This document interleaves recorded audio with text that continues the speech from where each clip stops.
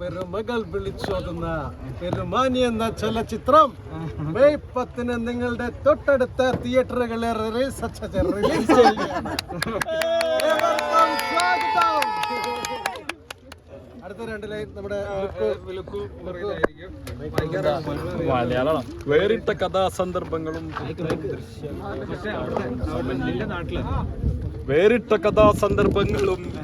പുത്തൻ ദൃശ്യാവിഷ്കാരവും സമന്വയിപ്പിക്കുന്ന സിനിമാ അനുഭവത്തിലേക്ക് എല്ലാവർക്കും സ്വാഗതം. അടുത്തതായി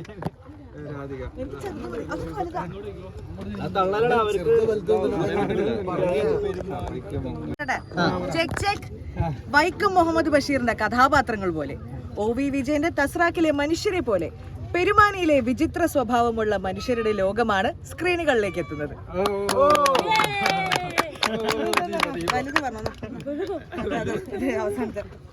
ഉള്ളതിൽ വലുതും കാമ്പുള്ളതുമായ മലയാള സിനിമ എന്നെ പറ്റി പറഞ്ഞ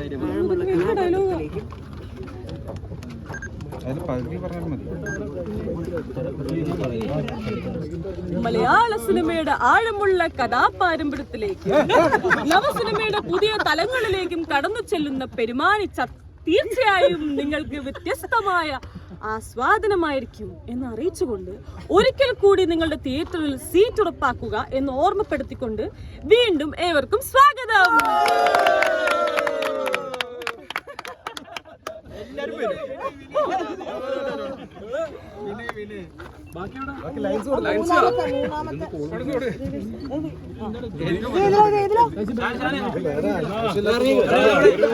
ഒരു ബോംബ്, 2 ബോംബ്.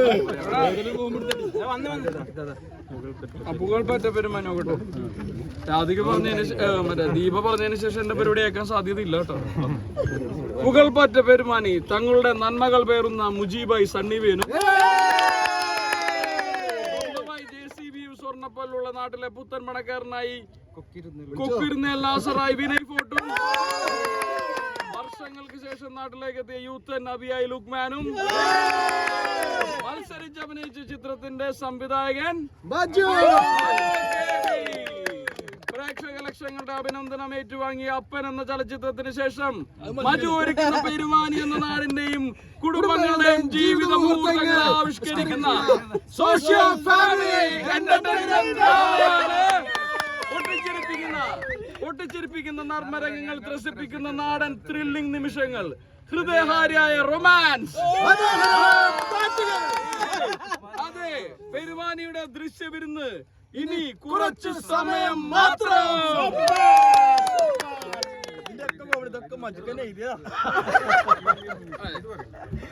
UNV മൂവീസും മജു മൂവീസും ചേർന്നാണ് ഈ ചിത്രം നിർമ്മിച്ചിരിക്കുന്നത്. സംവിധായകൻ പ്രൊഡ്യൂസറാണ് അദ്ദേഹം. എന്താണ് പ്രൊഡ്യൂസർ